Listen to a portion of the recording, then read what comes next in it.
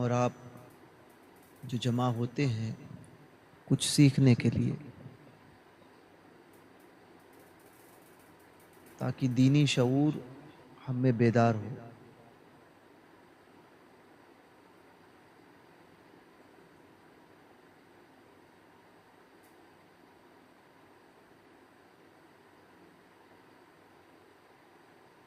صاحب علم کے ساتھ ساتھ ہم صاحب یقین بن جائیں، اس سے آگے بڑھ کے۔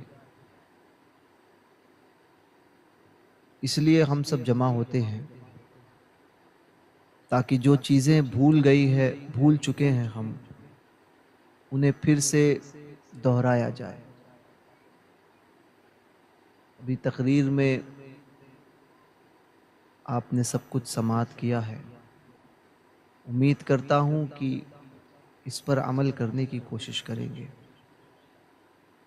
خاص طور پہ نمازوں کے متعلق، کہ میں اکثر دیکھتا ہوں، آج بھی میں پہنچا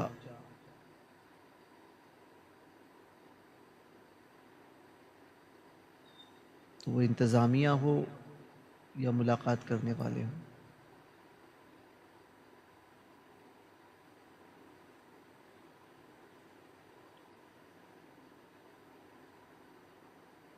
لوگ کھڑے ہوتے ہیں، نماز کا وقت جا رہا ہوتا ہے لیکن نماز پڑھنے کی توفیق نہیں ملتی۔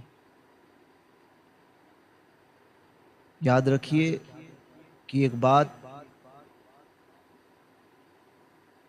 ایک بزرگ کا قول مجھے اس وقت یاد نہیں آ رہا ہے کہ کس نے فرمایا ہے، فرماتے ہیں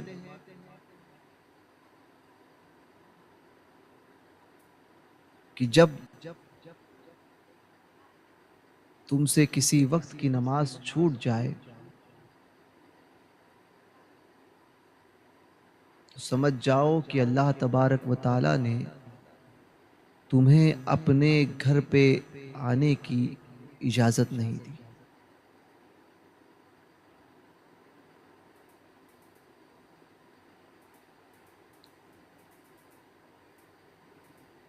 جب رب تبارک و تعالی ناراض ہوتا ہے تو نمازوں کی توفیق چھین لیتا ہے۔ اس بات کو یاد رکھیں۔ ہم جاتے ہیں دنیا کے پاس کہ ہمارے کام ہو جائے۔ آج 7 ذی الحجہ تھی، 8ویں شب لگی ہے۔ 7 تاریخ کی خاصیت تھی کہ حضرت ہمارے سلسلے کے امام سیدنا امام باقر رضی اللہ تبارک و تعالی عنہ، ان کا یوم وصال تھا۔ امام باقر رضی اللہ تبارک و تعالی عنہ کیسی عظیم شخصیت ہے کہ صحابی رسول حضرت عبداللہ بن جابر رضی اللہ تبارک و تعالی عنہ، امام باقر کون ہے؟ امام حسین کے صاحبزادے امام زین العابدین، امام زین العابدین کے بیٹے ہیں امام باقر۔ اور آسان کرنے کے لیے جن کی ہم کنڈے کی نیاز مشہور ہے، جن کے نام سے امام جعفر صادق، ان کے والد کا نام ہے امام باقر۔ یہ امام باقر رضی اللہ تبارک و تعالی عنہ ہے۔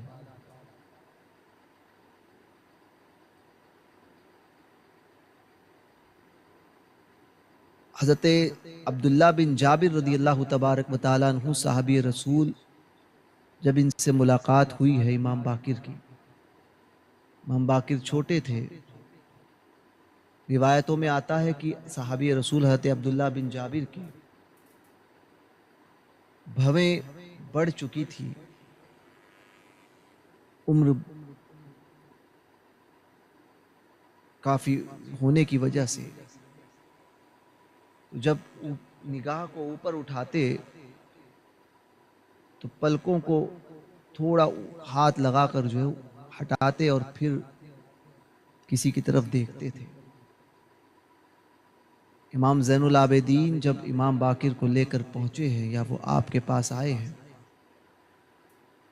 جب شہزادے کو دیکھا، نام تھا محمد، دیکھنے کے بعد فرمایا تھا، بوسہ دیا اور فرمایا تھا کہ حضور نے فرمایا کہ میرا سلام میرے بیٹے محمد تک پہنچا دینا۔ یہ امام باقر رضی اللہ تعالیٰ عنہ، جن کے لیے حضور علیہ الصلاۃ والسلام نے اپنے صحابی کے ذریعے سلام بھجوایا۔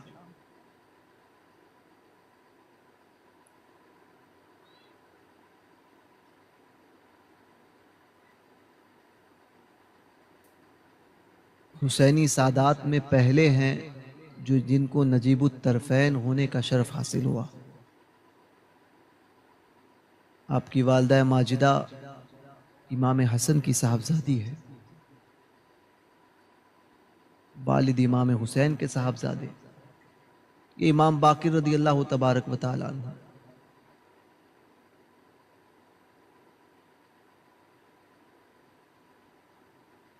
مشہور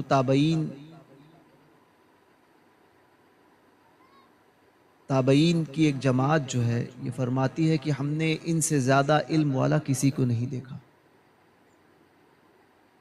وہ امام باقر رضی اللہ تبارک و تعالیٰ عنہ کی اگر زندگی کو دیکھ لو تو ایک گوشہ یہ ملتا ہے کہ روزانہ رات میں 150 رکعت نماز پڑھتے تھے، یہ نفلی نمازیں تھی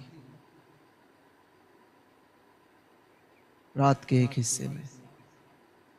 آپ سوچئے کہ ہمیں اتنا وقت، اتنی توفیق نہیں ہوتی کہ ہم 5 منٹ کے لیے، 10 منٹ کے لیے نماز کا وقت نکال لیں، اپنے تمام کاموں سے ہٹ کر نماز پڑھ لیں۔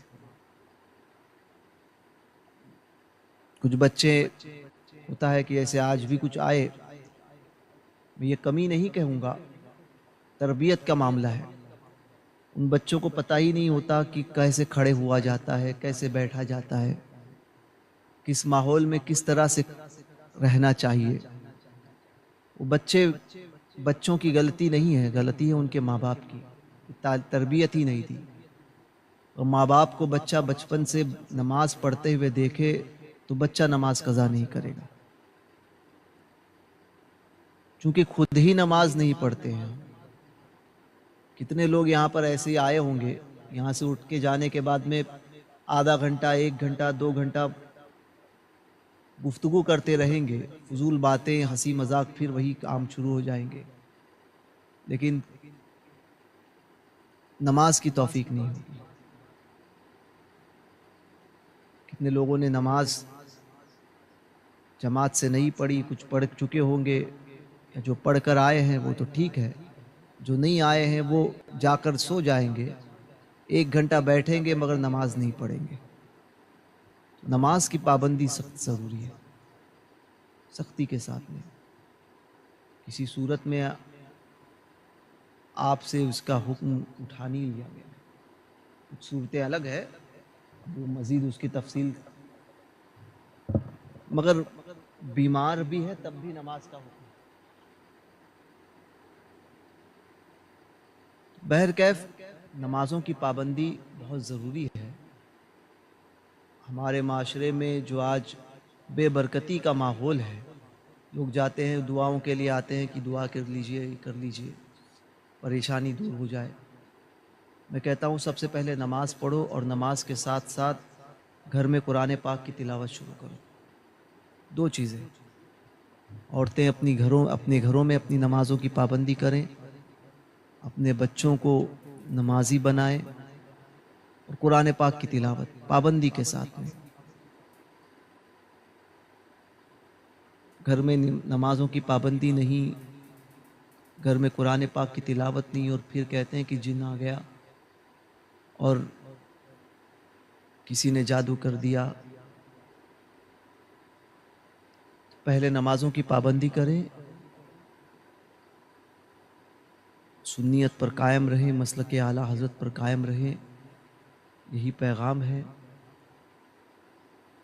ان علاقوں میں صلح کلیت عام ہوتی جا رہی ہے، لوگ سب کے ساتھ میں مل کر غلط ملت کر رہے ہیں کہ ہر ایک کے ساتھ میں رشتہ داریاں عام ہو رہی ہیں۔ یاد رکھیے جس کے ساتھ میں دنیا میں تعلقات قائم کرو گے، اٹھو گے، بیٹھو گے، حدیث پاک کا مفہوم ہے، اسی کے ساتھ میں آپ کا حشر ہوگا۔ اس بات کو ذہن میں رکھیں۔ حضور کے دشمنوں کے ساتھ میں اگر تعلقات قائم کرو گے تو اللہ نہ کرے کل قیامت کے دن کس کے ساتھ اٹھائے جاؤ گے۔ تو ان باتوں کو ہلکے میں نہ لیں، ایمان کی حفاظت اپنے جان سے زیادہ کریں، پھر کہائے باطلہ سے بچتے رہیں، ایسے لوگوں سے بھی بچیں جو دین کے نام پر صلح کلیت پلا رہے ہیں، ایسے لوگوں سے بھی بچیں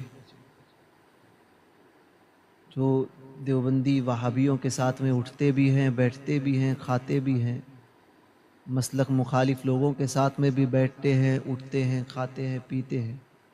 ایسے لوگوں سے بھی پرہیز کریں، اپنے علاقوں میں مکتب کو قائم کریں، خاص طور پر اس پر توجہ دیں کہ مکتب کا نظام ہمارے علاقوں میں اچھا ہونا بہت زیادہ ضروری ہے۔ تو میں تمام لوگوں سے کہوں گا کہ جہاں پر مکتب قائم نہیں ہے وہاں پر مکاتب قائم کیے جائیں، اور باقاعدہ طور پہ بچوں کے لیے، بڑوں کے لیے اور نوجوانوں کے لیے، بوڑھوں کے لیے، سب کے لیے وقت باندھ کر قرآن پاک کی تعلیم تجوید کی رعایت کے ساتھ میں دی جائے، عقیدہ پلایا جائے۔ اسی کے ساتھ ساتھ عورتوں کے لیے مدارس کے، مکتب کے انتظام کیے جائیں جہاں پہ بوڑھی عورتیں، جوان عورتیں، بچیاں وہ جائیں اور وہاں پر وہ علم حاصل کریں۔ مکتب کا نظام جہاں پہ بھی ان علاقوں میں قائم نہیں ہے خاص طور پہ اس پر توجہ دیں۔ اللہ تبارک و تعالیٰ کہنے سننے سے زیادہ ہمیں عمل کی توفیق عطا فرمائے، اور مسلک اعلیٰ حضرت پر ہم سب کو زندہ رکھیں اور مسلک اعلیٰ حضرت میں موت نصیب فرمائے۔ السلام علیکم ورحمۃ اللہ وبرکاتہ۔